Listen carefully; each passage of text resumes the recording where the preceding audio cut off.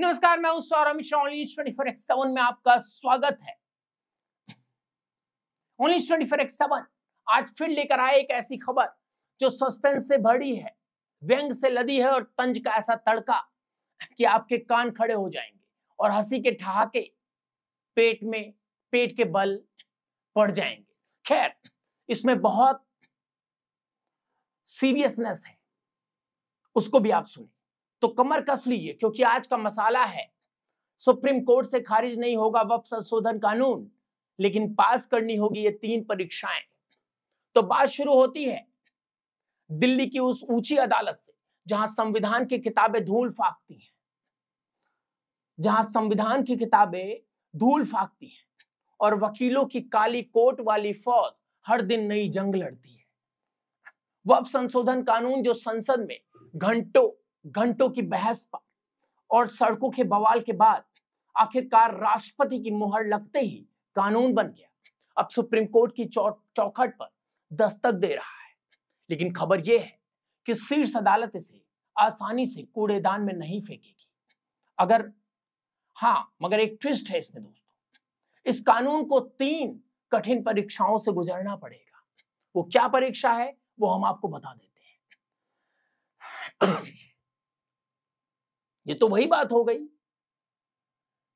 कि पढ़ाई पूरी, डिग्री हाथ में, नौकरी के लिए अभी इंटरव्यू बाकी है। 3 परीक्षाएं, विधायी जो है समक्षता, संविधान का उल्लंघन, इस तरह की चीजें आ रही है। अब जरा सा खबर को खोलते हैं। सुप्रीम कोर्ट किसी भी कानून को 3 चश्मे से देखता है। पहला, क्या इसे बनाने वाले का हक था, यानी विधायी सक्षमता। दूसरा, क्या यह संविधान की किताब पर स्याही पोत रहा है, और तीसरा, क्या यह कानून ऐसा है कि जो मन में आया वो कागज पर लिख दिया।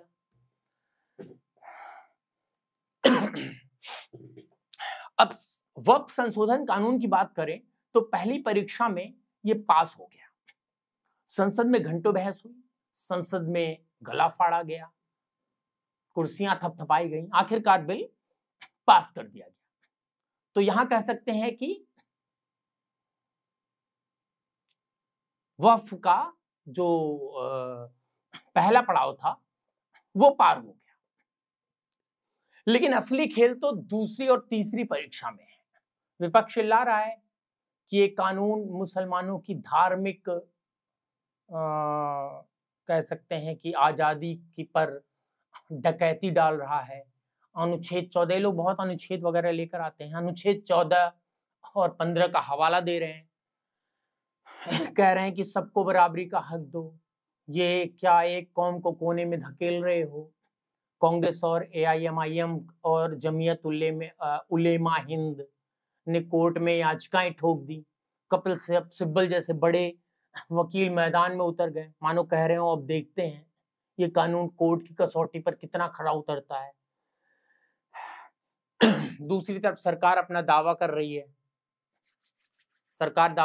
है, कि कानून मुस्लिम महिलाओं के हक की रक्षा करता है। अनुच्छेद 15 का ढाल उठाकर कह रही है हम तो बस औरतों को उनका हक दे रहे हैं, इसमें क्या बुराई है। अरे भाई, ये माजरा है कि एक हाथ से छीना और दूसरे में थमाया और कहा देखो हम कितने दयालु हैं, ये विपक्ष बोल रहा है। लेकिन अब सस्पेंस ये है कि सुप्रीम कोर्ट क्या करेगा। विपक्ष के आरोप अपने जगह हो सकते हैं, लेकिन कोर्ट क्या करेगा। इसे खारिज करना आसान नहीं है। क्यों? क्योंकि संसद ने बनाया है, बहस हुई है और राष्ट्रपति की मुहर लगाई गई है। और ये कोई सड़क छाप फरमान नहीं है कि उसे कोर्ट जो है फट से फाड़ देगा। ये बाकायदा एक कानून बनाकर आया है, ये ऐसे नहीं हट सकता। लेकिन अगर कोर्ट को लगा कि ये संविधान की मूल भावना पर चोट करता है तो फिर ये कानून भी 3 तलाक की तरह, एक तरह से कहें कि एक समय में जैसे वो इतिहास के पन्ने में दफन हो गया था, फिर बाद में उसको जो है किया गया, उसका हाल उस तरह से ना हो, ऐसी नौबत जो है नहीं आएगी। थोड़ा और हम जो है इसको आगे बढ़ाते हैं खबर को। विपक्ष का कहना है कि वक्फ बोर्ड में गैर मुस्लिमों को शामिल करना धार्मिक स्वतंत्रता पर हमला है। धार्मिक स्वतंत्रता पर हमला है। क्यों भाई, किस प्रकार का हमला है? सरकार कह रही है कि इससे पारदर्शिता आएगी, भ्रष्टाचार रुकेगा, वक्फ की 9,40,000 एकड़ जमीन का हिसाब किताब होगा। लेकिन सवाल यह है कि क्या कोर्ट इस तर्क को मानेगा या कहेगा ये तो बस बहाना है, असली मकसद कुछ और है।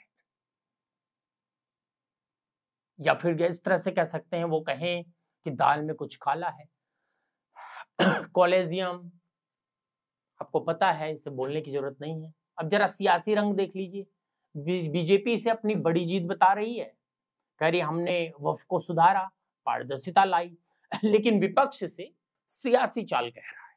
कांग्रेस के जयराम रमेश ने कोर्ट में याचिका ठोकने की कसम खा ली। वो गए भी, बाकी उनके नेता AIMIM के ओवैसी साहब तो पहले से चीख चीख कर कह चुके हैं कि ये कानून मुसलमानों को उनकी कब्र तक छीन लेगा। अरे भाई, ये तो ऐसा है कि किसी की जो है खेती किसी और की और फसल किसी और की, और हल चलाने वाला तीसरा। अब कोर्ट में जंग देखने लायक होगी। खैर, मैं किसी को क्लीन चिट नहीं दे रहा हूं, सरकार को बोल सकता हूं, क्योंकि सरकार ने पूर्ण बहुमत के साथ इस बिल को पास कराया है, और सिर्फ पास ही नहीं कराया बल्कि अब ये कानून बन चुका है। इसका हम सबको सम्मान करना चाहिए। और तकरीबन 26 से 28 घंटे की बहस के बाद ये हुआ है। खबर कहती है कि अगर कोर्ट ने इस पर विस्तृत फैसला दिया तो देश की धार्मिक दान की संपत्तियों का प्रबंधन साफ हो सकता है। लेकिन अगर ये कानून फेल हो गया तो बीजेपी को मुंह की खानी पड़ेगी, और अगर पास हो गया तो विपक्ष सड़कों पर उतर आएगा। वही हाल हो जाएगा, जीतो तो ताज पहना, हारे तो सर कटा। लेकिन विपक्ष मानने वाला नहीं है। सुप्रीम कोर्ट के जजों के सामने अब ये कांटों भरा ताज है। क्या वो संविधान की कसौटी पर कसकर पास करेंगे या फेल का जो है ठप्पा लगाएंगे? ये देखने योग्य बात है। और वक्फ बोर्ड की ताकत, जो वक्फ बोर्ड की ताकत है, उस पर पहले से ही सवाल उठते रहे, आज की बात नहीं है। 1954 से लेकर 2013 तक इसके अधिकार बढ़ते गए। कोई जमीन को वक्फ की संपत्ति बता देता था तो बस हो गया वक्फ की संपत्ति। लेकिन अब नए कानून में कलेक्टर से सत्यापन जरूरी है। विपक्ष कह रहा है ये सरकारी दखल है। अरे भाई, ये सरकारी दखल कैसे हुआ? ये सरकारी दखल कैसे हुआ? सरकार कह रही है हम तो बस चोरों को पकड़ रहे हैं, लेकिन सवाल ये है कि कोर्ट इस तर्क को कितना वजन देगा? कितना वजन देगा कोर्ट इस तर्क को? आपको क्या लगता है? धारा 370 और भी तमाम जितने भी कोर्ट में गए हैं मामले, वो किस तरह से पास हुए हैं, मतलब सरकार ने जीता है, वो आपने सब देखा। लेकिन आखिरी में यही कहेंगे कि इस वीडियो को शेयर कीजिए, और इस खबर में कुछ ज्यादा था नहीं, और इस खबर को ज्यादा तूल देना भी नहीं चाहिए, क्योंकि मुझे लगता है ये कोर्ट का ड्रामा सब बेवकूफी है। सरकार ने पास कर दिया है, अब ये बिल कानून बन चुका है। अब बिहार इलेक्शन तक इसको सीमित रखना है, तो मई दिसंबर तक इसको जो है, इस फैसले को सुरक्षित रख लिया जाएगा। इसमें जज साहब कितना सियासी फायदा पक्ष या विपक्ष को देते हैं वो उन पर निर्भर करता है। लंबा खींचेगा तो सियासी फायदा सीधे विपक्ष को जाएगा, जल्दी हो जाता है तो सत्ता पक्ष को भी जा सकता है, क्योंकि सत्ता पक्ष को पता है कि हमने जो किया है वो सही किया है। बने रहिए, बहुत बहुत धन्यवाद।